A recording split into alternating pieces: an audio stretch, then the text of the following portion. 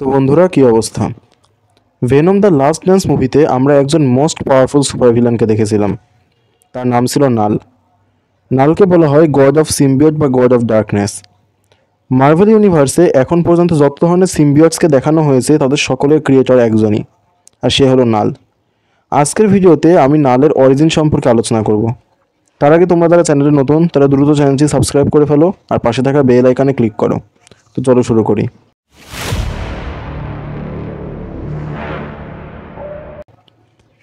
তো আজ থেকে কয়েক বিলিয়ন বছর আগে যখন এই ইউনিভার্সের চারিদিকে শুধু অন্ধকার ছিল, কোনো স্টার প্ল্যানেট তখন ক্রিয়েট হয়নি, সব দিকে শুধু ডার্কনেস।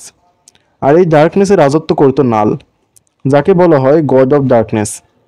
আর এই অন্ধকারে নাল অনেক খুশিতে ছিল।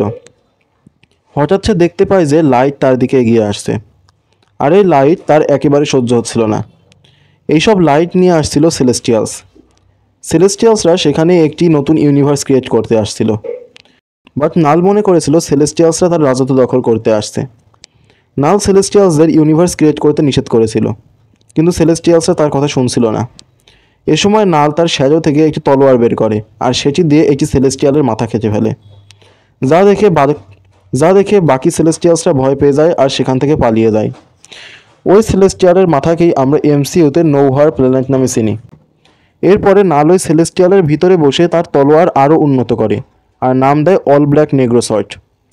তবে সোর্ড উন্নত করার সময় সে ফায়ার আর আওয়াজ ইউজ করেছিল, আর এই ফায়ার আর সাউন্ডে সোর্ড অনেক ভয় পেয়ে যাচ্ছিল।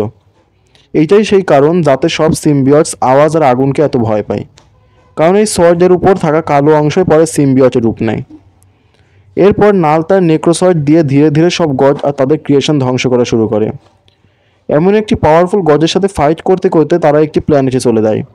সেই প্ল্যানেটে সবাই গডের উপর অনেক ভরসা করত, কিন্তু গড তাদের উপর কোনো খেয়াল রাখতো না, যার কারণে ওই গ্রহে জীবজন্তু অনাহারে মারা যাচ্ছিল। তবুও সেই সব প্রাণী গডের উপর ভরসা রাখত। তবে তাদের মধ্যে শুধুমাত্র একজন ছিল যে গডের উপর থেকে ভরসা করা ছেড়ে দিয়েছিল, আর তার নাম ছিল গড। সে দেখে তার সামনে নাল আর একটি গড ফাইট করছে। গড নালের নেক্রোসয়েড থেকে সিম্বিয়টের একটি অংশ নেয় আর গডটিকে মেরে ফেলে, কারণ এসব গডদের কারণে তার প্ল্যানেটের এই অবস্থা। এরপরে গডের নাম হয় গড দ্য গড বুচার। আর এই নেক্রোসয়েডের ছোট অংশ পেয়ে গড এতটাই পাওয়ারফুল হয়ে গিয়েছিল যে কমিকে তাকে হারানোর জন্য থরের 3টা ভ্যারিয়েন্টসকে লেগেছিল। এদিকে এই ফাইটের পরে নাল অনেক দুর্বল হয়ে পড়েছিল, তাই সে একটি প্ল্যানেটে কয়েক বছর ধরে নিজেকে হিল করছিল। এই সময় সে জানতে পেরেছিল যে তার শ্যাডো অন্যান্য লিভিং বিংয়ের সাথে যুক্ত হয়ে বন্ড তৈরি করতে পারে। আর এই বন্ড তৈরি করার মাধ্যমে সে যা দেখছে নাল তা দেখতে পারবে, সে যা শুনছে নাল তা শুনতে পারবে, সে যা অনুভব করছে নাল তা অনুভব করতে পারবে। নাল তাদের পুরোপুরি কন্ট্রোল করতে পারবে। এরপর নাল তাই করে।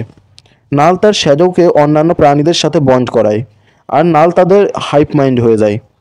এরপর থেকে নালকে বলা হয় গড অফ সিম্বিয়টস নাল। এরপর নাল সিম্বিয়টসদের সব ইউনিভার্সে পাঠিয়ে দেয় আর তারা সব ইউনিভার্স ডিস্ট্রয় করা শুরু করে। এর মধ্যে একটি সিম্বিয়টিক ড্রাগন আর্থ 616 এসেছিল। তবে সে সময় সেখানে গড অফ থান্ডার থর এসেছিল আর ড্রাগনটিকে হারিয়ে দিয়েছিল। এরপর থর ড্রাগনের উপর একটি বড় বজ্রপাত ঘটায়। যেহেতু সিম্বিয়টিক ড্রাগনটির মাইন্ড নালের সাথে যুক্ত ছিল তাই নালেরও শক লাগে।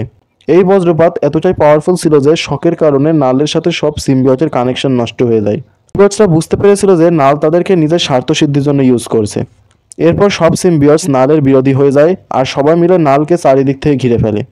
নাল সিম্বিয়টসদের মাঝখানে বন্দী হয়ে যায়। এই জেলখানাকে বলা হয় ক্লিন্টার প্ল্যানেট। তো এই ছিল নালের পুরোপুরি অরিজিন স্টোরি। তো নালের অরিজিন তোমাদের কেমন লাগলো তা কমেন্টে জানাও আর ভিডিওটি লাইক করো। দেখা হচ্ছে পরের ভিডিওতে।